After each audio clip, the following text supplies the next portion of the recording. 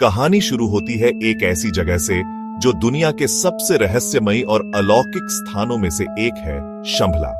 कुछ लोग इसे केवल एक मिथिकल पैराडाइज मानते हैं, कुछ लोग कहते हैं कि यह एक रियल लॉस्ट किंगडम है जो हिमालय के दूर दराज क्षेत्रों में छुपा हुआ है, और कुछ के लिए यह एक स्पिरिचुअल कॉन्सेप्ट है जहां मानव और दिव्य शक्ति का संगम होता है।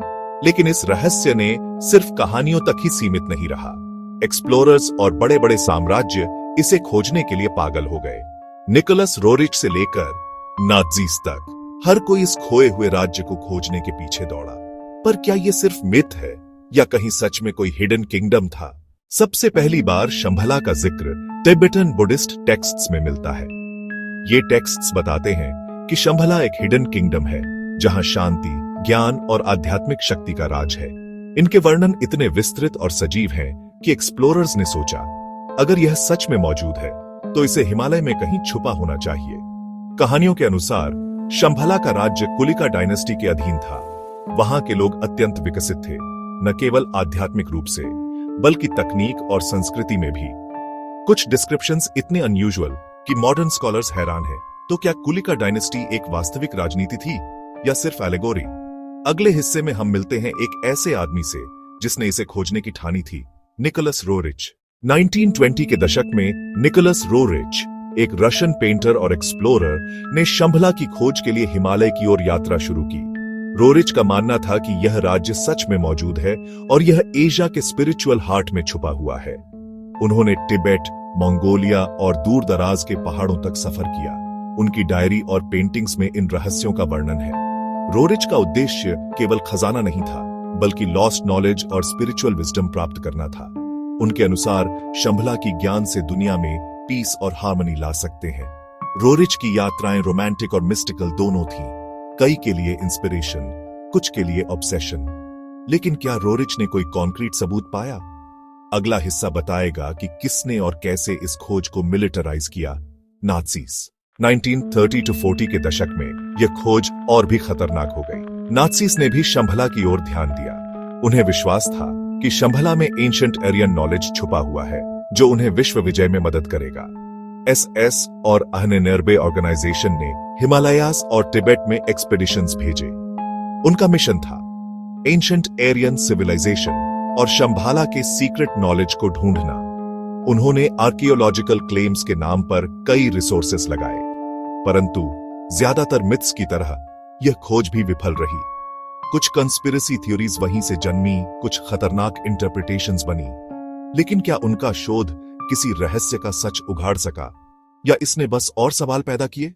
तिब्बतन मंक्स और लोकल लेजेंड्स के अनुसार शंभला सच में एग्जिस्ट कर सकता है, लेकिन वह ज्यादातर स्पिरिचुअल रियल्म्स में छुपा है। तिब्बतन टेक्स्ट्स में कहा गया है कि शंभला का राज्य एक परफेक्ट यूटोपिया है जहां वायलेंस, ग्रीड और नेगेटिविटी का कोई अस्तित्व नहीं है। मंक्स का कहना है कि शंभला केवल एक जगह नहीं बल्कि कॉन्शियसनेस की स्टेट है। अगर कोई स्पिरिचुअली तैयार है तो वह इस राज्य के रहस्यों को एक्सेस कर सकता है।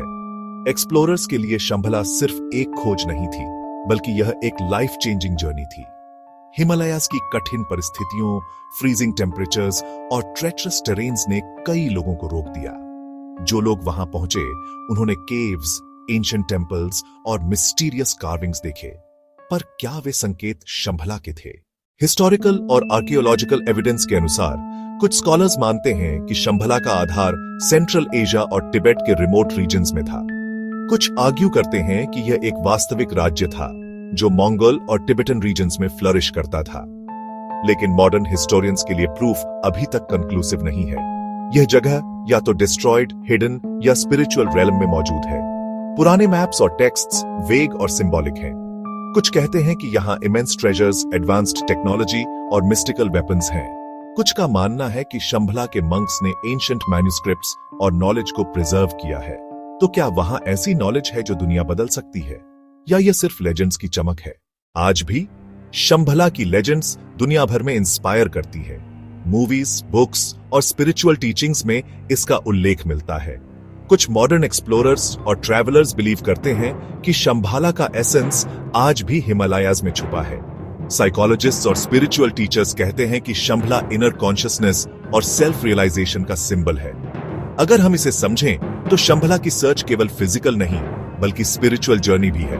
तो क्या शंभला एक लॉस्ट किंगडम है या केवल मिथिकल कॉन्सेप्ट? शायद इसका आंसर हमेशा मिस्ट्री में रहेगा। लेकिन एक बात निश्चित है, यह लेजेंड हर सेंचुरी में लोगों के इमेजिनेशन और क्वेस्ट्स को इग्नाइट करता रहा। शंभला चाहे एग्जिस्ट करता हो या ना करता हो, हमें इंस्पायर करता है पीस, एनलाइटनमेंट और ह्यूमन पोटेंशियल के लिए।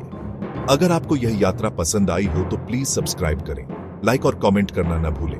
आप क्या सोचते हैं, शंभला मिथ है या खोया हुआ इतिहास?